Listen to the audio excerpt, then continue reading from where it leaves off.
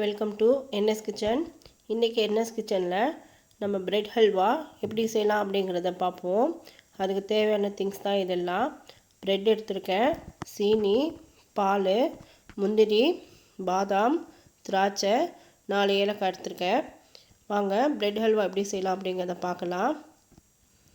ஒரு பேன் எடுத்துகிட்டு அது தேவையான அளவுக்கு எண்ணெய் ஆட் பண்ணிக்குவோம். நான் வந்து கம்மியாகவே எண்ணெய் ஆட் பண்ணியிருக்கேன். நீங்கள் வேணும்னா கூட ஆட் பண்ணிக்கோங்க.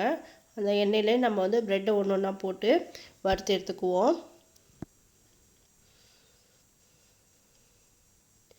நல்லா வறுட்டோம்,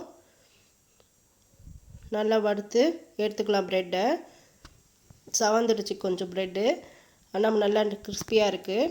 இப்போ அந்த பேன்லேயே நம்ம வந்து முந்திரி, பாதாம், திராட்சை எல்லாத்தையும் வறுத்து எடுத்துக்கிட்டேன். அந்த எண்ணெய் இருந்துச்சு, அந்த எண்ணெயிலே நான் வந்து சீனி ஆட் பண்ணிக்கிட்டு நல்லா வறுத்துருக்கேன். சீனி 1 கப் நான் சீனி எடுத்துக்கிட்டேன்னா அதுக்கு 2 கப் அளவுக்கு தண்ணி எடுத்துக்கிட்டேன். நான் தண்ணி ஊற்றி நல்லா கொதிக்கிட்டோம். அதில் நம்ம எடுத்து வச்சுருந்த ஏலக்காவை ஆட் பண்ணிக்கிட்டு கொஞ்சம் உப்பி ஆட் பண்ணிக்கலாம். நல்லா கொதிக்கிட்டோம். சீனி பாவு நல்லா கொதித்து வரப்போது நம்ம வறுத்து வச்சுருந்த ப்ரெட் எடுத்து அதில் ஆட் பண்ணிக்கலாம். ஒன்று ஒன்றா ப்ரெட்டு நல்லா எண்ணெய் சீனி நல்லா உறிஞ்சி நல்லா மசிக்கிட்டோம். ப்ரெட் எல்லாம் ஒன்று ஒன்றா ஆட் பண்ணிவிட்டு நல்லா மசிச்சிக்கலாம். நல்லா கரைஞ்சி வரட்டும், கிண்டிக்கிட்டே இருப்போம். நல்லா சீனி பாவு நல்லா ப்ரெட்டில் இழுத்து நல்லா மசியுது பாருங்கள். அந்த மசிஞ்சு வர டைமில் நம்ம எடுத்து வச்சுருந்த 1/2 கப் மில்கை வந்து அதில் ஆட் பண்ணிக்கலாம். மில்க் வந்து ஆட் பண்ணாலும் ஆட் பண்ணலாம், இல்லைனாலும் இல்லை. நான் இன்றைக்கி மில்க் ஃப்ளேவர் கொஞ்சம் ஆட் பண்ணியிருக்கேன், டேஸ்ட்டாகவும் இருக்கும்.